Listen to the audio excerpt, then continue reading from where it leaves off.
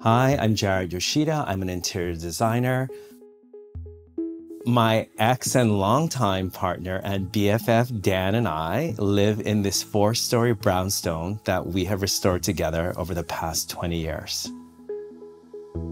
Home to me means where your actual loved ones are. It doesn't really represent necessarily a space, but who is in that space.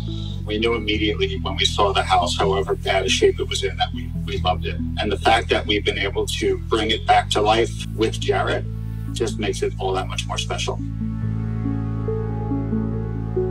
When we first bought this house, it was affordable because it was abandoned, had no front doors, no windows, and no handrail. We had planned on making this a joint project with our incomes combined. When Dan got very ill, it was impossible.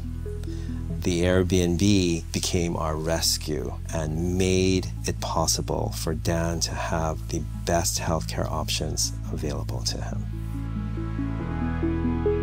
So the idea of comfort is the one that resonates with me the most emotionally. Whether I see the rescue cats that we've helped save together, or the art installation up and down our staircase, the dried flower arrangements that come from our garden, whether he's in Hawaii or New York, I feel his presence throughout the house.